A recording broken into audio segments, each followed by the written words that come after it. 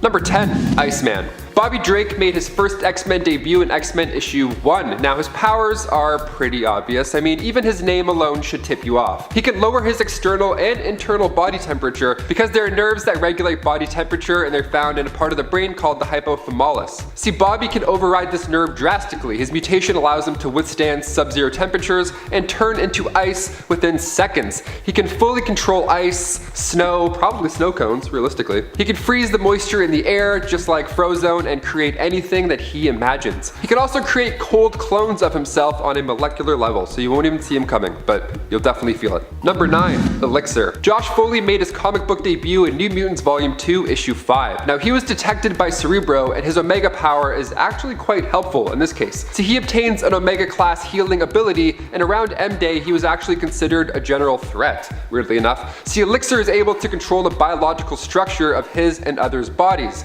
I mean, down to the genetic level. He can produce biomolecular energy whenever he chooses, affecting any matter that he chooses to come into contact with. So if he uses his powers too much, he'll pass out and just remain in a coma. It takes a toll on him. His DNA reboots itself, which is pretty impressive. I mean, I get a bruise and it hangs out for like an entire week. What's going on there? He was able to regrow Prodigy's heart in New X-Men Volume 2, Issue 39, and he cured X-23 of the legacy virus, and Josh himself says that he can cure Sabretooth from the inversion effect. What a combo. This guy can also bring people back from the dead. You can't really beat that. Number 8.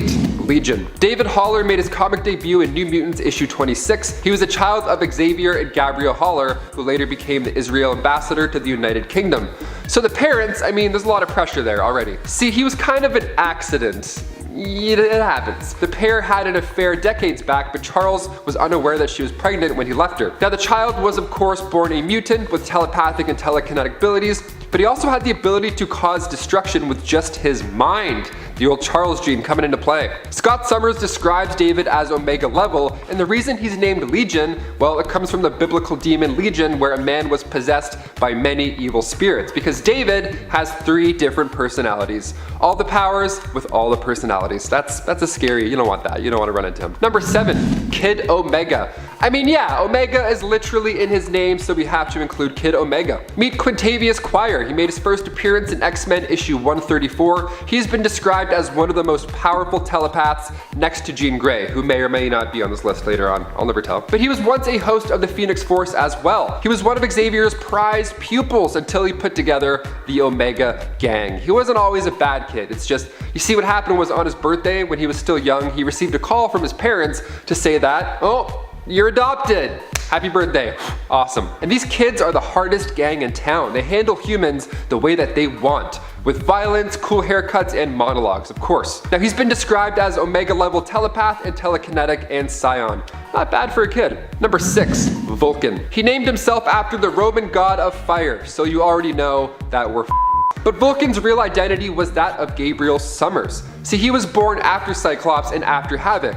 Well, not really born, he was surgically removed from his mother's body and then placed in an incubator accelerator, aged to be at his prime, and then sent to Earth to work for Devon Shikari, so a little bit different than the other guys. He escaped and was found by Moira McTaggart with no memories of who he is or where he came from, which is always good. But as a student, he was impressing Charles a lot, and all he wanted to do really was learn his abilities so he can help others. You can't beat that, come on, the guy, he's got a good heart. Sounds like the dream student. Now he can psionically manipulate energy however he wants. He can manipulate other mutant powers, and that's the scary part with Vulcan. He suppresses all of your superpowers. Emma Frost, Rachel Gray, and Xavier have all confirmed that after the events of M-Day, this alpha level mutant absorbed energies from the depowered mutants and then became an Omega level 1 himself. Number 5. Storm. Aurora Monroe made her debut in Giant-Sized X-Men issue 1.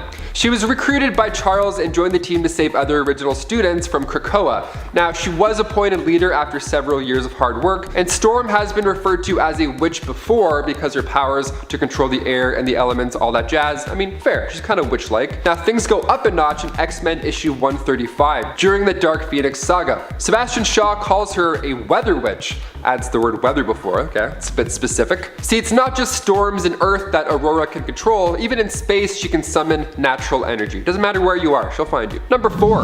Mr. M. Mr. M first appeared in District X issue 2. His powers came to be after an accident, like most of them. See, he accidentally turned a boy bullying his cousin inside out, and then he was stuck like that for 3 hours. That's the worst thing I can think of, I think. He didn't have lots of friends, I mean, obviously. The only ones close to him was Hannah Levy, who was not an Omega level mutant per se, but she did eat bugs. After M Day, Mr. M himself was one of the few who kept his powers. Now those Omega level powers being, well, I mean, this guy can literally do it all. He can control machines, resurrect the dead, phase through objects, manipulate matter, telekinesis, telepathy, and much, much more. Number 3, Proteus. Kevin McTaggart is of course related to Moira McTaggart, as you could have guessed right then. Now he's the son of her and her husband Joseph. Now their marriage was awful. Joseph was a total piece of shit. He was abusive physically and mentally, so Moira got out of there. She didn't even tell Joseph that she was pregnant, and to be honest, it's probably for the best. Guy's the worst. So young Kevin and Moira lived together at her mutant research center off the coast of Scotland. Now Kevin, as he got older, manifested abilities, which basically was this uncontrollable need for power.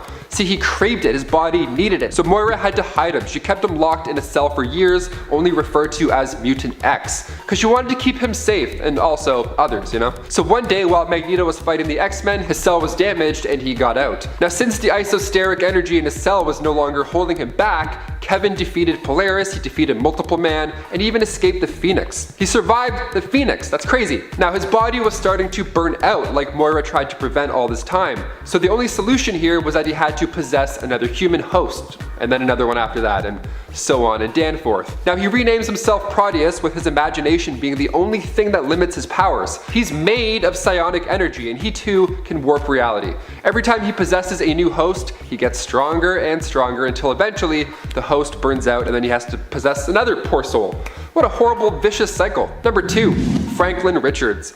I was the impossible boy who could dream the future. I was a god, born to be with the mutants, but also born into the Fantastic Four, which means I have twice as many enemies. Damn, you could say that again, Franklin. He was born in New York City. Franklin Richards is the son, of course, of Reed Richards and Sue Storm, and he is quoted from Galactus himself as the most powerful mutant ever. That is quite, put that on a resume, that sounds great. He's a mutant beyond Omega power, in fact. See, Franklin was a member of Gen X, and he's also a future X-Men member in the Ultimate X-Men comics. Now, some of his powers include vast reality warping, psionic powers, he has control over the universe, so that's cool, must be nice. Precognitive powers are also helpful, even when he's dreaming. His dreams will tip him off on the future and what's going to happen in them. Now, the only dreams I have are the ones where my teeth are falling out, or I can't run and my legs are made of rubber or something like that, you know?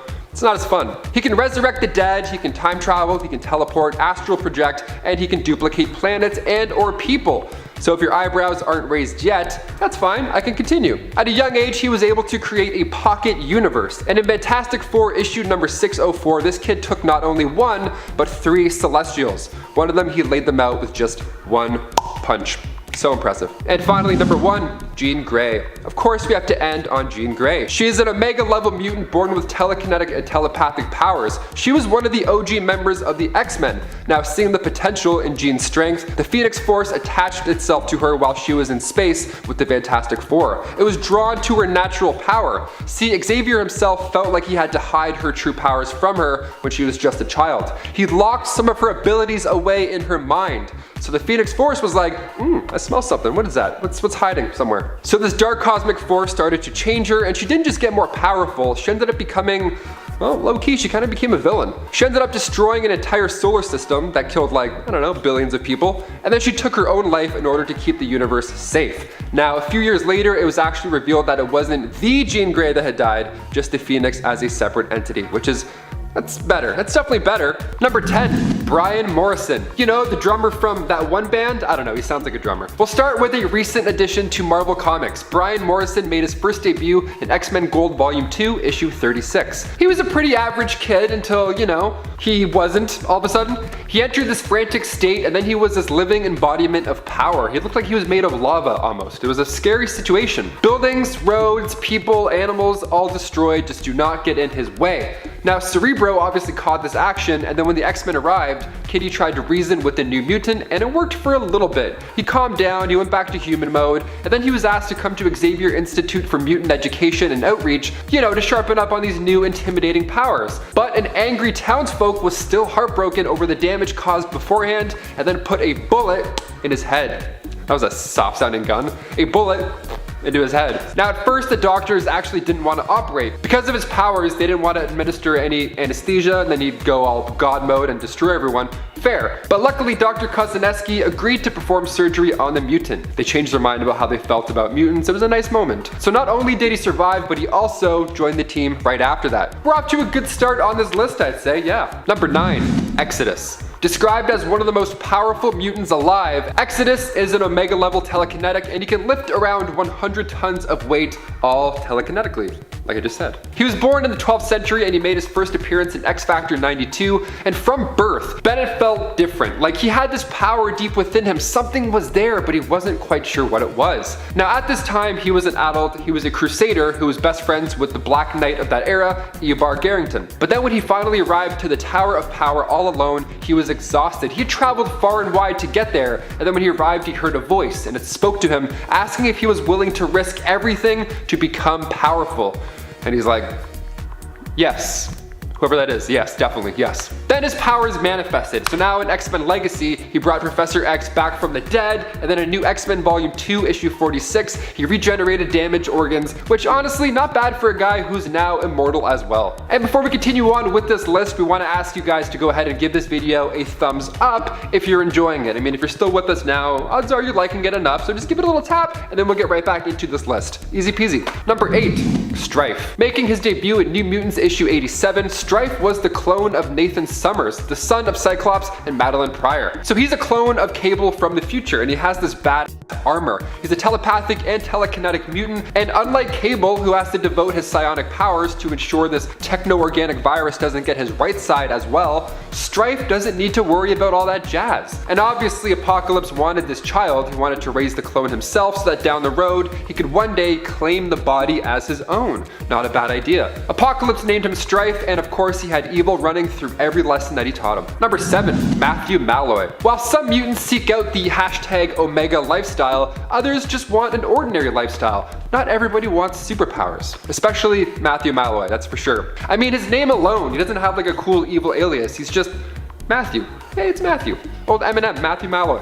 He appears for the first time in Uncanny X-Men Volume 3, issue 23, and he doesn't last long. Spoilers, sad spoilers. But it's a good reason, kind of, not really. One day in Charleston, South Carolina, Matt and his wife Jules were having an argument. It was a little bit heated, and then all of a sudden she vaporized. Yeah, the Skrulls have great timing, I guess. And that of course traumatized him, and then a year later when he finally saw Jules' sister, his late wife's sister Alana, well, more bad stuff happened. He got so upset when he saw her and he started to remember all these things that his powers manifested, and he released this explosion of energy. Heartbroken energy. Alana's life was taken this time as well, so it's just getting worse and worse. His powers were uncontrollable. Multiple X-Men were biting the bullet after trying to stop this guy. So Tempest thought, you know what, let's just go back in time, and with the help of Professor X, also from the past, we can make sure Matthew's parents never meet and then never and have him.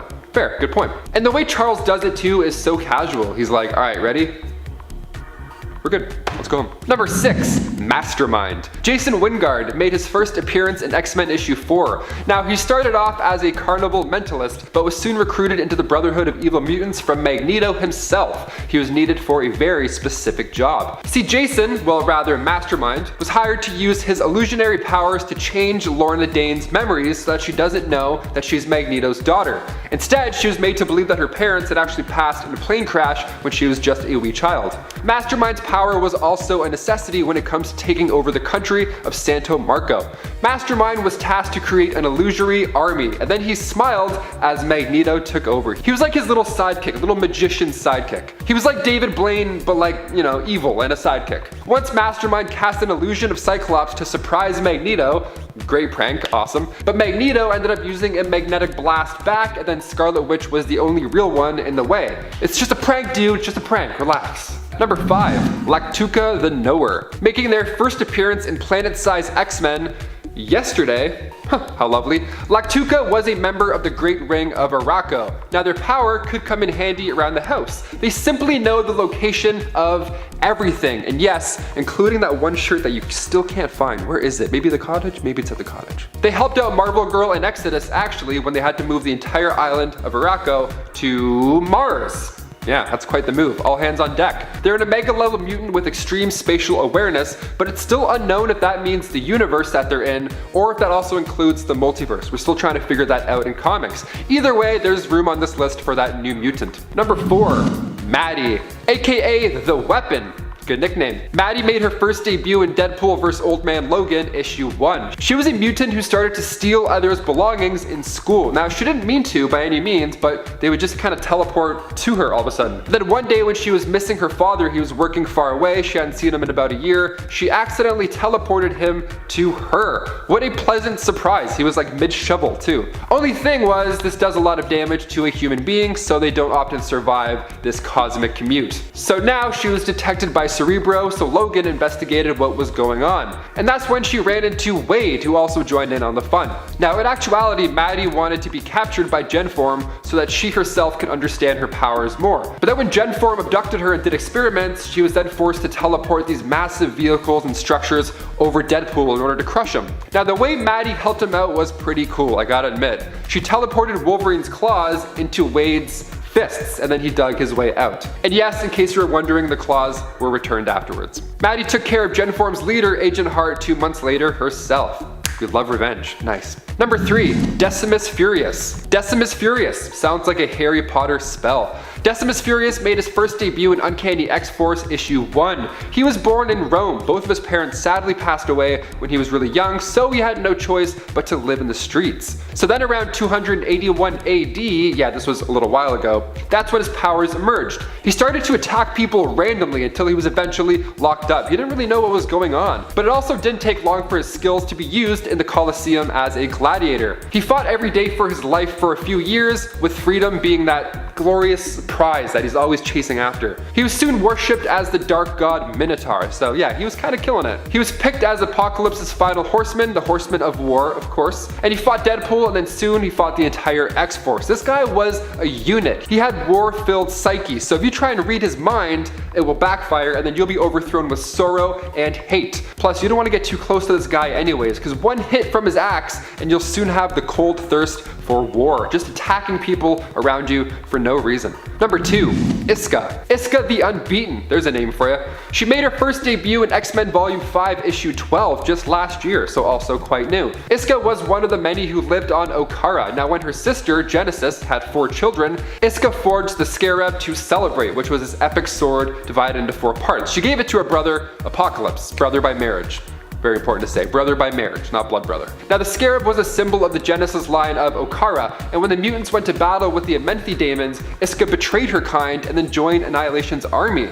Traitor. I mean, well, her power is literally to not lose, so it made sense. Yeah, so she obtains what's called Tychokinesis, so never play poker with her, because you'll lose. Because she can't lose. She literally can't lose. One-on-one, battles, dance-offs, you name it, she'll win them all. Probability is manipulated in her favor, and on top of that, she can also shapeshift if need be. Like when she joined Annihilation, her body was then covered in all these occult symbols. And then when she's aligned with the X-Men, her skin turns from red to gold. How neat. Number 1, Gabriel Shepherd. Making his debut in X-Men Volume 3, issue 36, Gabriel Shepherd was the last of the proto-mutants. That's when the X-gene was first evolved. So that was like 700 years ago, and luckily he was the most powerful and average looking, so he took on new identities, always moved about, he played it safe. He was blending in as a human, until the X-Men tracked him down to ask him about all these proto-mutants. But Gabriel's powers were already in play here. See, he read their minds, and then learned that the other proto-mutants had been resurrected to be used just as a weapon. But they didn't say any of that in the pitch. So he got upset and attacked. Then Pixie sent him to a timeout in Antarctica. And then after he cooled down, pun intended, he had a conversation with Pixie about the past and then decided to never let proto-mutants be used again, including himself. And then he turned himself into pure energy. What a way to go. Kicking off the list at number 10, we have Hope Summers. Making her first debut in X-Men Volume 2, issue 205, Hope Summers is the first mutant born post-M-Day. She was born in Alaska, and Cerebro just went off the charts. It went nuts. So the Purifiers immediately attacked. They were tipped off by a time-traveling Sentinel, Nimrod. So Cable Cable came in at the same time and eventually saved her, but as for everybody else in that town, well, they didn't get so lucky. Cable saw the child as a messiah, the savior for mutants and humankind, but Bishop and the Purifiers were on a different page. They believed she would become a full-on supervillain. They thought the death toll would be 1 million after just 6 minutes. That's like, you can make rice in 6 minutes and then 1 million people are dead. That's bad news. That's bad news. And then after that, it would obviously only get worse, according to Bishop and his future knowledge. So the future clock was ticking. Hope learned how to fight by studying Cable, and the Strain 88 virus that recharged Rogue's power would kill anybody with just one touch. It was so much that Rogue fell into a coma. But when Hope was taken from Mystique, she was pressed against Rogue's face, and not only did she survive, but she also healed Rogue at the same time. Just like Jean Grey, Hope too was attracting the Phoenix Force, so when the Avengers came along offering to protect the child later on, that just led into Avengers vs. X-Men. So yeah, she's a little important, we can say that. Number 9, Brother Nathan. Brother, here we go. Making his first debut in Cable and Deadpool issue 16, Nathan Summers from Earth 58161 found peace. We'd love to see it. Now at this point, humans were done relying on television and all that crap. Instead, they used their imagination to explore and expand the humankind. How lovely is that? Wonderful. What a future. So our 616 Deadpool came along looking for the missing Cable, and that's where he ended up. He ended up here. Cable, or in this time, Brother Nathan that is, found Wade telekinetically and gave him the rundown. This pitch, this new peaceful environment that he created wasn't actually boring like Wade believed. And only 3 minutes later, Wade was gone. He got out of there. He couldn't do it. Only Cannonball and Siren from this Earth followed him back through dimensions, so he ended up getting in trouble by this quick visit. Brother Nathan is cool though. He's a cool dude. There's a ban on weapons in this timeline, but Nathan had this cool looking spear with a ceremonial blue tassel under the blade. It wasn't for combat, but more for keepsake purposes. And look at him. He looks like a nice dude. He kind of looks like the Lord, dare I say. Also, this world is beautiful. It feels like No Man's Sky meets Wakanda. That's a nice place to be. And before we continue on with this list, if you want to go ahead and give us a thumbs up, that would be so great. It's so helpful here at the channel. You guys are the best. Now let's get right back into this awesome part 3. Let's do it. Number 8, White Sword. Among the many mutants residing on Okara, one was known simply as White Sword, or White Sword of the Ivory Spire, which rolls off the tongue a little nicer. He made his first appearance in X-Men Volume 5, Issue 12 during the Ten of Swords storyline. The White Sword and his army of 100 champions were sent to Ament. They battled and bought the mutants some time. So when the dust was settled, White Sword vanished. He never returned with his people again, and after the mutants were trapped in Ament, they saw all these demons who had been crucified, so they knew that the White Sword was there, just kicking all along. Now he was an ally to the mutants of Okara, but after that, many years of endless war and resurrection, he eventually started to lose his mind, as one would. He would start attacking his friends as well as enemies. He just couldn't see the difference. I mean, as if living 1,000 years wasn't bad enough, imagine having to spend it constantly fighting for your life. But he is quite good at fighting. He's a master at sword combat, and if he does decide to heal you after a battle, you'll then be enlisted to his army by default. Nice. Number 7, Zorn. Jean Grey, this time from Earth 13729. This Jean first appeared in X-Men Battle of the Atom issue 1. Zorn, well rather Professor Zorn that is, was a teacher at the Jean Grey School for Higher Learning, and this is the past Jean grown up, right? That's important to say. Battle of the Atom was a crossover event where the future X-Men traveled back to the original 5. But they weren't exactly X-Men though. They were future Brotherhood of Mutant members, led by Charles Xavier II and Reyes, those two villain kids. So Jean Grey went by Zorn and rocked the skull helmet. It was a vibe, it was a pretty good look. The team wanted to force the OG back to the past and prevent their future. Now this version of Jean didn't have the Phoenix Force attached to her, but she was still able to take on Emma Frost. She was quite powerful. The dialogue alone is pretty great here. Jean is asking Jean what happens in the future that makes her such a What a way to put it, right to the punch. Now this version of Jean can't go more than a few minutes without Zorn's containment helmet, and she has similar powers as our other Jean that we know, only they grow in strength this time around. It's trouble. Number 6, James Braddock Jr. First appearing in Captain Britain issue 9, Jamie Braddock Jr., the oldest son, of course, from Dr. James and Lady Elizabeth Braddock. And when I say oldest, he's 10 years older than his siblings, the twins Betsy and Brian Braddock. Now Jamie can manipulate reality, but it never started that way. He was brilliant when it came to finances, and if that's to buy the books for you and not cool enough, he was also a pro race car driver. Nice. He found out about his brother's secret identity, and then he helped out here and there as a supporting character to his comic run.